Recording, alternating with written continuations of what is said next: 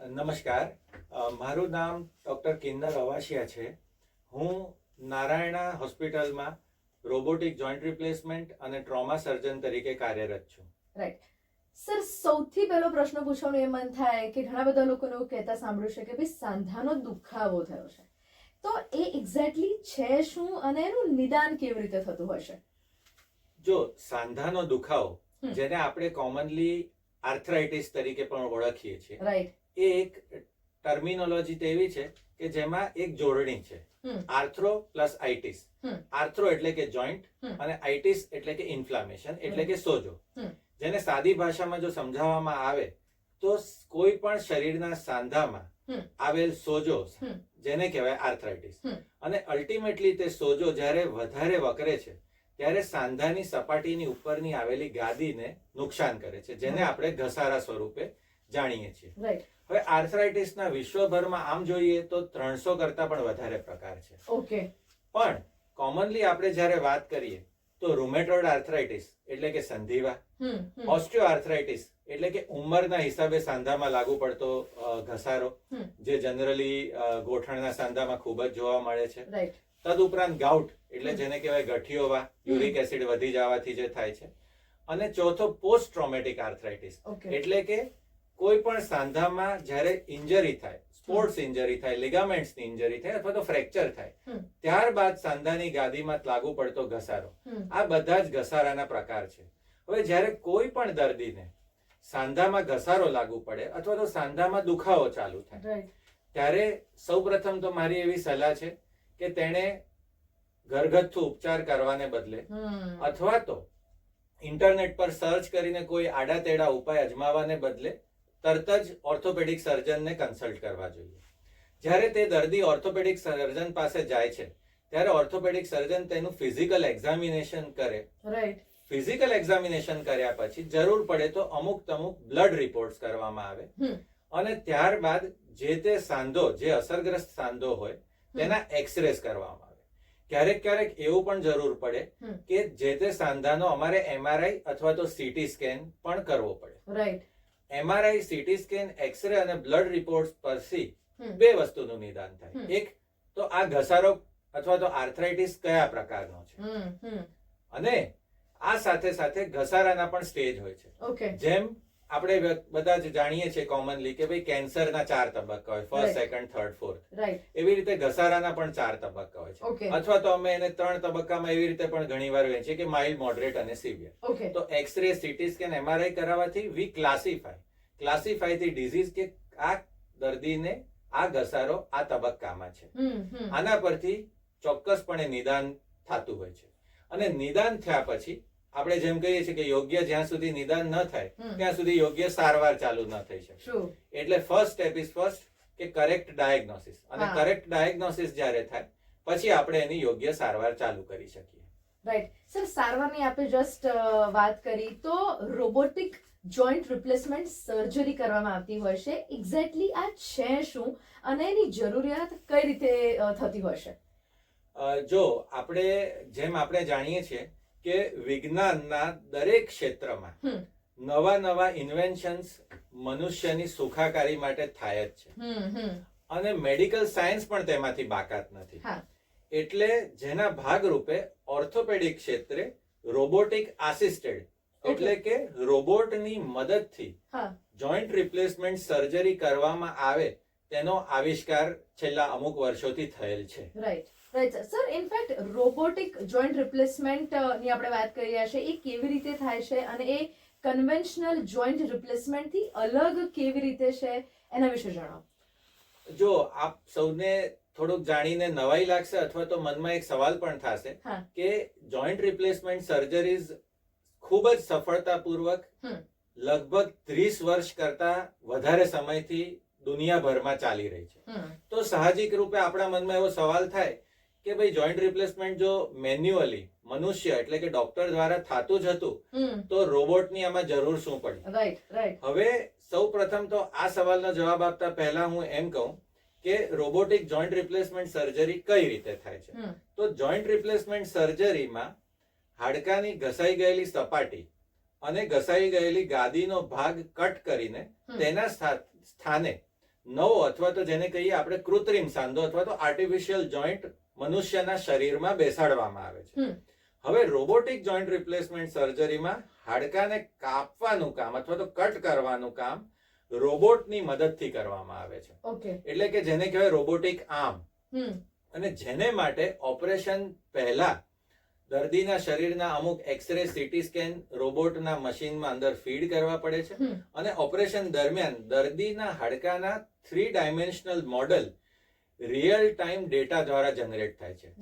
એટલે કે આપણે જો સરળ ભાષામાં હું સમજાવું તો દર્દીના હાડકાનું માપ, તેના ડાયમેન્શન્સ, આ દર્દીમાં આટલા ડિગ્રી પગ ત્રાસો છે, આટલા ડિગ્રી પગ આ દિશામાં ત્રાસો છે, આટલા ડિગ્રીની ત્રાસપ છે, આટલા મિલીમીટર હાડકું કટ કરવું પડશે, આ દર્દીમાં આ સાઈઝનો સાંધો બેસ્ટ ફિટિંગ મળશે. આ બધી જ માહિતી ઓપરેશન દરમિયાન સર્જનને રોબોટિક સર્જરીના આસિસ્ટન્ટ દ્વારા મળે છે. Right sir. સર આપે કહ્યું કે આ રીતે રોબોટ હેલ્પ કરે છે, મશીન્સ હેલ્પ કરે છે, તો મને એક પ્રશ્ન પૂછવાનું મન થાય કે જ્યારે આ સર્જરી દરમિયાન ડોક્ટર્સ શું ઓપરેશન થિયેટરમાં હોય છે, નથી હોતા, કે પછી માત્ર રોબોટ જ આ સર્જરી કરતું હોય છે? એના વિશે જણાવો. જો આ સવાલ એક ખૂબ જ નિર્દોષ સવાલ હું ગણીશ, કારણ કે ઘણા દર્દી પણ મને આવો સવાલ પૂછે છે. જ્યારે અમે દર્દીને એક ઓપ્શન આપીએ છીએ કે રોબોટિક સર્જરી એક વધારે એડવાન્સમેન્ટ છે, વધુ ફાયદાકારક છે તમારા માટે, ત્યારે ઘણા દર્દી નિર્દોષ ભાવે એવો સવાલ તમે જેવો પૂછ્યો એવો કહે છે કે ભાઈ ડોક્ટર સાહેબ મારે રોબોટિક ઓપરેશન નથી કરાવવું, કારણ કે પછી તો રોબોટ જ ઓપરેશન કરશે ને, તમે તો નહીં કરો ઓપરેશન. તો એનો જવાબ છે ના. ઓર્થોપેડિક રોબોટ જે છે તે એક આર્ટિફિશિયલ ઇન્ટેલિજન્સના પ્રિન્સિપલ પર કામ કરે છે, જેનો સંપૂર્ણ કંટ્રોલ સર્જન દ્વારા ઓપરેશન થિયેટરમાં જ થાય છે. એટલે કે રોબોટનો ઉપયોગ તથા કંટ્રોલ સર્જન દ્વારા ઓપરેશન થિયેટરમાં કરે છે. એટલે અમુક ફેસિલિટીઝમાં એવી વ્યવસ્થા હોય છે કે જેમાં રિમોટલી બેસીને, એટલે કે ઘરે બેસીને અથવા તો ઓપરેશન થિયેટરની બાજુના રૂમમાં બેસીને પણ ઓપરેશન કરી શકે સર્જન. પણ ઓર્થોપેડિક ક્ષેત્રે આ વસ્તુ શક્ય નથી. એટલે ઓન અ લાઇટર નોટ આપણે એવું કહી શકીએ કે ડોક્ટર બહાર ઓફિસમાં ચા પીતા પીતા ઓપરેશન કરે અને ઓપરેશન થિયેટરમાં હાજર જ ન હોય, એવું શક્ય નથી. ઓપરેશન સંપૂર્ણપણે ડોક્ટર દ્વારા જ કરવામાં આવે છે, પણ રોબોટની મદદથી ઓપરેશન કરવામાં આવે છે. એટલે ડોક્ટરની સંપૂર્ણપણે ઓપરેશન થિયેટરમાં હાજરી હોય છે અને સર્જન રોબોટને કંટ્રોલ કરે છે, નહીં કે રોબોટ સર્જનને કંટ્રોલ કરે છે. Right sir. સર આપણે એ પણ પૂછવા માંગીશ કે રોબોટિક જોઈન્ટ રિપ્લેસમેન્ટ સર્જરીથી ફાયદા કેવા પ્રકારના અને શું શું થતા હોય છે? હવે વાત એવી છે, જ્યારે કોઈ પણ નવી ટેકનોલોજી આવે અને તે જ્યારે કોઈ પણ દર્દીને ઓફર કરવામાં આવે ત્યારે ખાસ કરીને એમાં પણ જ્યારે આપણે અમદાવાદમાં રહીએ છીએ ત્યારે કોઈ પણ વ્યક્તિ એમ પૂછે કે આવું કરવાથી મને ફાયદો શું થાય? રાઈટ. એટલે રોબોટિક જોઈન્ટ રિપ્લેસમેન્ટ સર્જરીથી સૌથી પહેલા તો હું એક સિમ્પલ ભાષામાં કહીશ કે પ્રિસિઝન, એટલે કે ચોકસાઈ વધે છે. હવે જોઈન્ટ રિપ્લેસમેન્ટ સર્જરીમાં આપ સૌએ સમજવું રહ્યું કે 1 કે 2 મિલીમીટર અથવા તો 1 કે 2 ડિગ્રી ને લીધે ઓપરેશનના પરિણામમાં ઘણો મોટો ફેર પડી જતો હોય છે. હવે સામાન્ય મનુષ્યને લાગે કે 1 કે 2 ડિગ્રી એટલે વાળ જેટલી વસ્તુ થઈ, અથવા તો 1 કે 2 મિલીમીટર થી શું ફેર પડે છે, પણ ના, તેને લીધે એટલી ચોકસાઈને લીધે ઓપરેશનના પરિણામમાં ઘણો મોટો ફેર પડતો હોય છે. હવે આ જે 1 કે 2 મિલીમીટર અથવા તો 1 કે 2 ડિગ્રીનો ફેર છે તે મનુષ્યની નરી આંખ નથી જોઈ શકતી. આપણે 1 ડિગ્રી અને 10 ડિગ્રી વચ્ચેનો ફેર જોઈ શકીએ છીએ, પણ 1 ડિગ્રી અને 3 ડિગ્રી વચ્ચેનો ફેર નથી જોઈ શકતા. ત્યારે રોબોટિક આસિસ્ટેડ સર્જરી જે છે તે મશીન જે છે it can pick up these minor differences, અને તેને લીધે ઓપરેશનમાં જે ચોકસાઈ વધે અને જેને કારણે દર્દીના શરીરમાં જે સાંધો મૂકવામાં આવે છે એ સાંધાનું પ્લેસમેન્ટ બહુ જ પરફેક્ટ રીતે થાય છે. અને સાંધાનું પ્લેસમેન્ટ જ્યારે એક પરફેક્ટ પોઝિશનમાં પરફેક્ટ રીતે થાય ત્યારે અલ્ટિમેટલી તે સાંધો વધુ લાંબો ચાલે છે. હવે આ પોઈન્ટ એટલા માટે પણ અગત્યનો છે કારણ કે અમે એવું જોઈ રહ્યા છીએ ઓફ લેટ કે ઘણા નાની વયના દર્દીઓને 45 વર્ષે 50 વર્ષે પણ ઘસારો લાગુ પડી જાય છે અને અનફોર્ચ્યુનેટલી તેમને ઓપરેશન કરવું પડે છે. તો એવા દર્દીમાં જ્યારે રોબોટિક આસિસ્ટેડ સર્જરી કરવામાં આવે તો તેમના શરીરમાં મૂકવામાં આવતો સાંધો વધુ લાંબો ચાલે, તો તેમને જિંદગીમાં બીજી વાર એટલે કે રિવિઝન જોઈન્ટ રિપ્લેસમેન્ટ સર્જરી ન કરવી પડે અથવા તો મોડી કરવી પડે. સાથે સાથે જ જ્યારે પણ રોબોટિક આસિસ્ટેડ સર્જરી થાય છે ત્યારે પ્રમાણમાં ઓછા સ્નાયુઓ કાપવા પડે છે અને રક્તસ્રાવ પણ ઓછો થાય છે, જેને લીધે ઓવરઓલ પેશન્ટની રિકવરી વધુ ઝડપથી થાય છે. તો હું ઇન શોર્ટ એવું કહીશ, ટુ સમરાઇઝ, કે મનુષ્ય જે પણ દર્દી રોબોટિક આસિસ્ટેડ સર્જરી કરાવે છે તેને ટૂંકા ગાળાના પણ ફાયદા છે અને લાંબા ગાળાના પણ ફાયદા છે. રાઈટ. અને સર એવું કહેવાય છે ને કે દરેક સિક્કાની બે બાજુ હોય. આપણે ફાયદાની વાત કરી તો બીજી બાજુ કોઈ ગેરફાયદા ખરા, કોઈ પ્રકારનું રિસ્ક ખરું? યસ. હવે હું એનો જવાબ એવો આપીશ કે રિસ્ક જો પૂછે પર્સન્ટેજ વાઇઝ, તો હું કહીશ કે આ સર્જરી 99% કરતા વધારે સફળ છે અને રિસ્કની જે માત્રા છે એ નહિવત છે. મારું હંમેશા એવું કહેવું છે કે સર્જન જો પોતાની ઇન્ટેલિજન્સ અને આર્ટિફિશિયલ ઇન્ટેલિજન્સનો ઉપયોગ રોબોટિક ટેકનોલોજીની સાથે મળી અને જો યોગ્ય રીતે કરે તો આ સર્જરીમાં કોઈ પણ જોખમ કે ગેરફાયદો રહેતો નથી. ઇનફેક્ટ હું તો એવું કહીશ કે વે ફોરવર્ડ એટલે કે આપણું ભવિષ્ય, future is in robotic surgery. એટલે નહીં કે એકલા ટોટલ ની રિપ્લેસમેન્ટમાં, પણ સાથે સાથે પાર્શિયલ ની replacement, total heap replacement, spine surgeries અને હવે તો ટ્રોમા એટલે કે ફ્રેક્ચરના કેસીસમાં પણ રોબોટિક સર્જરી ચાલુ પરદેશમાં થવા માંડી છે અને ધીમે ધીમે કરતા આપણો દેશ પણ એમાં પાછળ નહીં રહે અને આઈ એમ વેરી શ્યોર કે ટૂંક સમયમાં આ બધી સર્જરીઝ પણ આપણા દેશમાં પણ ખૂબ જ સારી રીતે થઈ શકશે. Right sir. સર લાસ્ટલી અમને પૂછવા માંગીશ કે તમારા તરફથી લિસનર્સ માટે જો કોઈ મેસેજ હોય તો એ શું હોઈ શકે?